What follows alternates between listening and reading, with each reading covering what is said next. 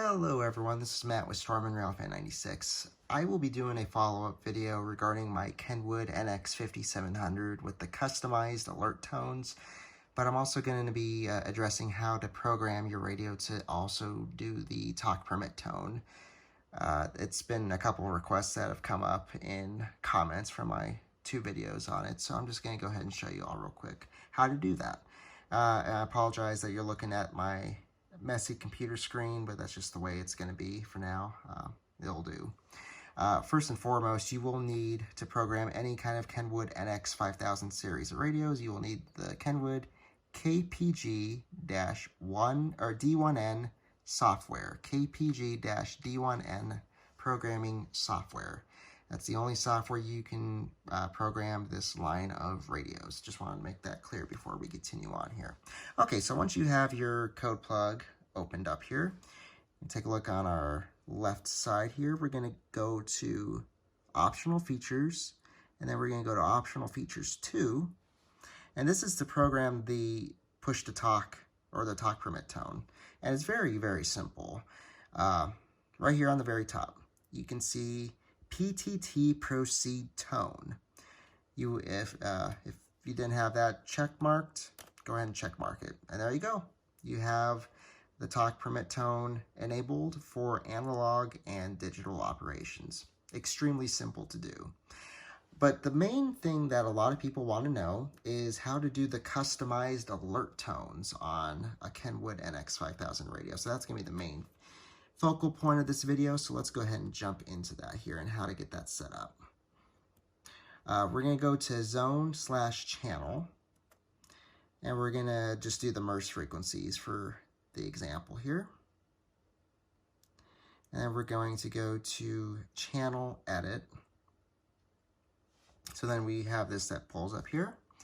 We're going to go ahead and this is where you enter in your frequencies and any kind of TPL or DPL tones you have, scan list or anything like that.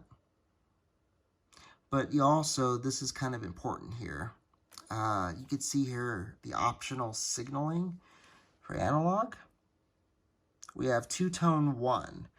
That's very important that you have your radio set to that. If you don't have your radio set to any kind of optional signaling, this will not work for the two-tone stuff. So if we had, you could also do an MDC call. You can do a DTMF call for the signaling, but you have to have at least something signaled.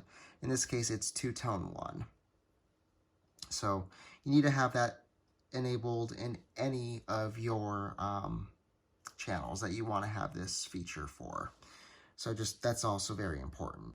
So okay, now how to make the customized tones. The big question I've had is how to do the warble tone. So we're going to go ahead and start with that. So again, on your left side menu here, we're going to go ahead and just collapse things just to make things a little easier to see.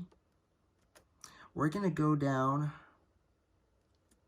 a little bit here to special tone on the side here. We're going to go ahead and do the special alerts tone. All right, and there you go. You can have multiple special alert tones. So as you can see, we have on the top here, alert tone number 1. You can have multiple alert tones to customize, but we're going to go ahead and do warble real quick here. So you can see here we have first tone. We're going to start off with the first tone being the low tone. Of course, if you want it to be the high tone, you can do that as well. It doesn't matter. And then the length in milliseconds is, I gotta remember here. So the first tone is going to be 800 hertz, and then the length of it is going to be 250 milliseconds. And then the second tone, we're going to put as 1500. And then also same thing, 250 milliseconds. And you just basically repeat that down the line.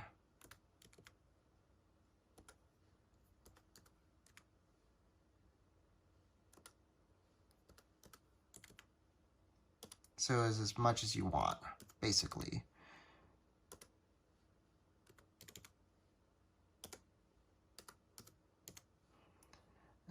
can't remember where this stops. I think it's 15 tones. Now it goes to the 16th tone. So you can have this go for quite some time. But basically, you're just going to repeat that process of 800 hertz for your low tone, 250 milliseconds for the length. Second tone's going to be 1500 hertz, get 250 milliseconds, and you repeat that for as long as you want. But now we're going to go ahead and change to a pulsed tone. So a pulsed tone, which would be, I believe, number 3 for your Motorola. So let's go ahead and go to alert tone number 2 here. We're going to customize this. We're going to go ahead and do first tone being 1000 hertz. And the length for that will be also 250 milliseconds. The second tone will be a no tone. The length for that will be 250 milliseconds. And then the third tone, 1000 hertz, 250 milliseconds. No tone, 250 milliseconds. I think you can kind of guess what we're doing here. We're just repeating what we have. You do that as long as you want. But do keep note that, as you can see here, past the 6th tone, we do have the tone continuing, as in like the 770 hertz. So if you don't want that to continue on, you just need to change it to no tone. So, yeah, very simple to do. And now let's go ahead and adjust this to, or put this to where we need to with our channel. Actually, this is going to be for 2-tone, like I said before. Now, if you have a MDC call, you'll be applying it to your MDC or DTMF. It really does depend on what you're doing. In this case, it's 2-tone for me. So we're going to go ahead and go to 2-tone analog. Open this up. So as you can see, well, let me find where I'm looking for here. So once you open up 2-tone analog, we're going to go ahead and scroll down to decode. This is where you will have your A, B, or whatever tone call format you have it titled. And then transpond. I personally choose yes, but that's not what this is about. This is where you will select what tone you want. In this case, we customize alert tone 1. So there you go. We now have that set for alert tone 1. And you can also have a selected alert LED color on your radio. You don't have to. It's up to your user preference. Now we have a second 2-tone format, which is AC. Remember, we had a second second tone that we customized, the pulsed. That was alert tone 2. There we go. Now it's set. So there you go. It's very simple to do. It really, really is extremely simple to do on the programming software once you learn how to do it. And you're all set. And then, of course, go up here to program, and you would write this information to your radio if you once you're happy with that. And yeah, that's how you do that. I apologize for the video being long, but just wanted to make it clear. Again, if you have any questions, please leave it in the comments. Hope you enjoyed the video. Stay tuned for more radio videos. Take care.